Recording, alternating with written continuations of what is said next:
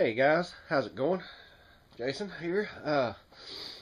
Fixing to whip together my beehive stands. I've got the hive bottoms, the tops, and the bodies for the honey supers and the hive body itself built. For they're gonna actually the queen and her court's gonna live.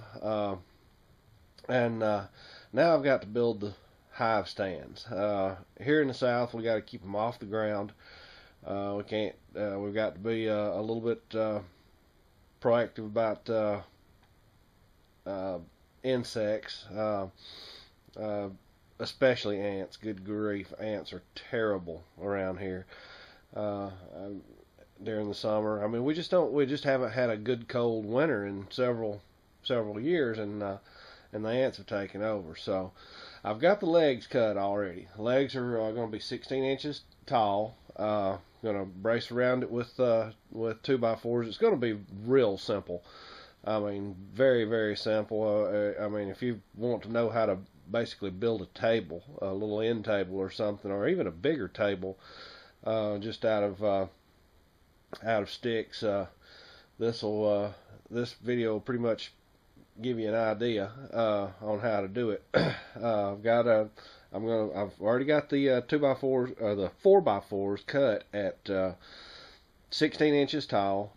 First thing to do is cut me two 22-inch sides. That'll be the whole length of the hive base, the bottom board, and we'll screw that to the legs, and then we'll move on, cut the front pieces. We're going to cut those at 14 3/4. I'm going, once again, a little different from the actual plans that I got off the internet, because I'm just using stuff that I've got around here that's treated. I haven't bought anything specifically for this. The screws are left over from the chicken bunker build. The treated 2x4s are left over from something I did. They were up in the loft of the barn. The 4x4s for the legs actually came from a friend of mine who's in construction, and they were cut off the tops of a guy's patio corner posts to level the thing up, and they were just going to throw them in a burn pile, and I said, whoa, hey, I can use them. So trimmed those up to the perfect length that I needed, and so I'm going to have next to nothing in this, really. I'm sure if you went out and bought it, it'd cost you $50 in parts at least, maybe even more. But anyway, rambled on long enough. Let me get some wood cut here, and we'll start assembling pieces. I'll show you as I go.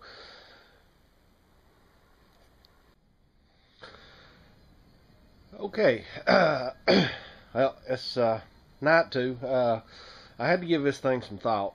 I was fooling with it last night, and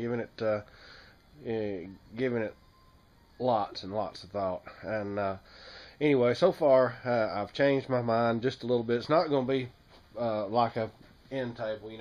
You could start out and do something like this, 4 legs at whatever height you want, and you could box it in and put a plank on it and have yourself a table. And you could do that with a 4x8 sheet of plywood, put cross bracing in there, and it's really quite easy to make yourself a table or a workbench. Anyway, with this, since it's going to be for beehives, what I've decided to do is I'm going to broaden it up a little bit. I'm going to bring this out to the edge of the beehives right here and over here. I'm going to put the inside. I'm going to put this on the inside of the legs, and I'm going to raise it up. What that will allow me to do is catch the bottom edges of the beehives bottom stand. So when I set the bottom stand on there, it'll be sort of secured in place, won't slide back and forth. All right, let's give it a strength test. 270 pounds of pure country boy. Let's see what happens here.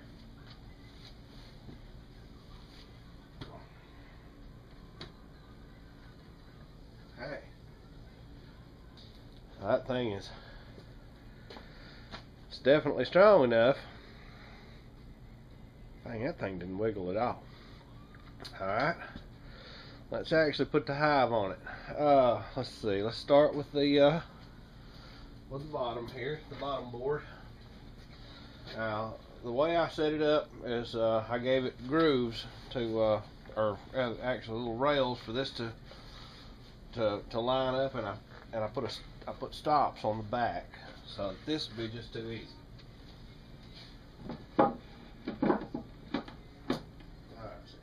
Don't go back too far, and side to side, very little movement. You have to change the bottom board out to a ventilated bottom board, and just be it'd be a two-person operation. Lift up, slide it out, slide the ventilated bottom board in, and you'd be ready to rock. Alright, let's get the hive body.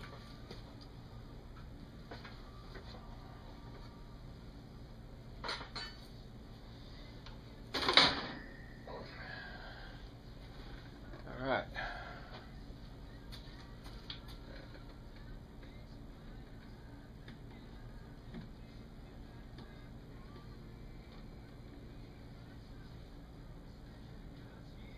Got the hive body there.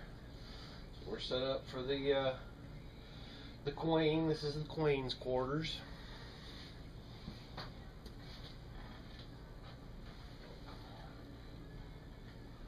Alright. Queen excluder. Now these little this little grid here is supposed to keep the queen from coming up out of the hive body. This is her little home, her little kingdom down here, and she is not supposed to come up into the honey supers.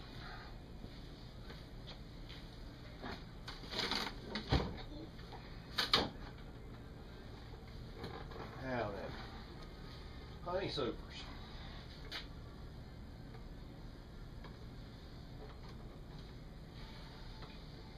Now this is where Her Highness's court stores extra honey for them to get by during the winter and such. This is also where you will rob the honey from. And from what I understand, this is my first experiment in bees, but you know, a fully developed hive will fill up several of these to an excess of what they will need, but you know, you don't want to rob them past July to give them time to refill and have enough to last themselves the winter.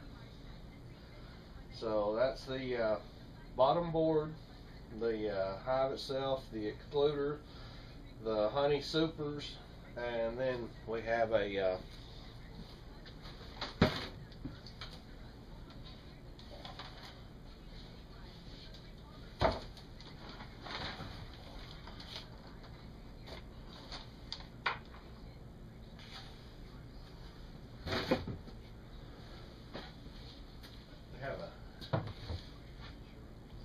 interior cover,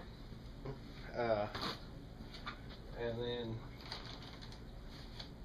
we have the old exterior cover. I'm kind of happy with them at the moment.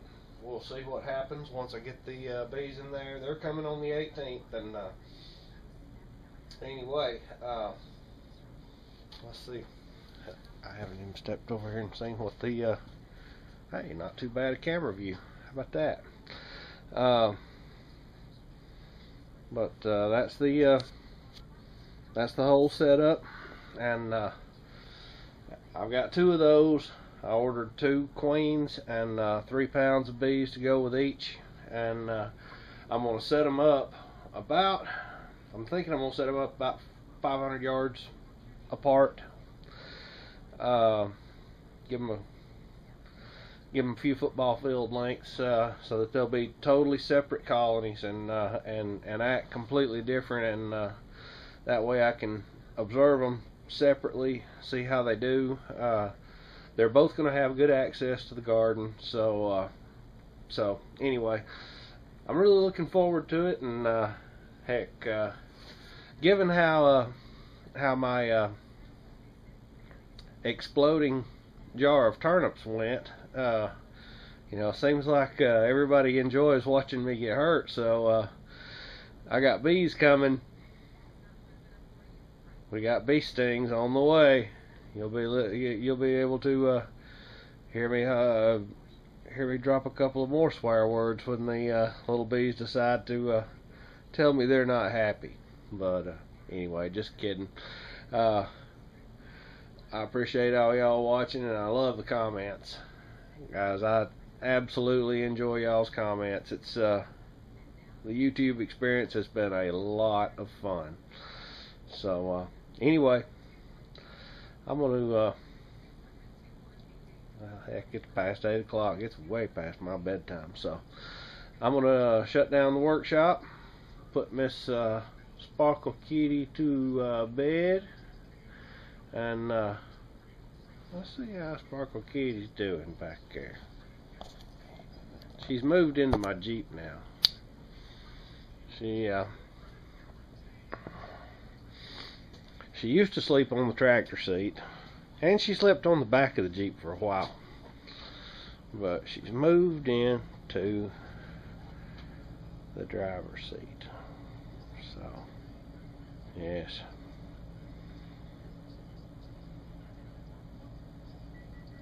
That's okay though. I put some towels on the canvas seat covers so that she wouldn't soften them up too much with them claws of hers. And heck, this is just a workshop. She keeps the mice down to nothing. So anyway, guys, like I say, looking forward to putting the bees in the hives coming up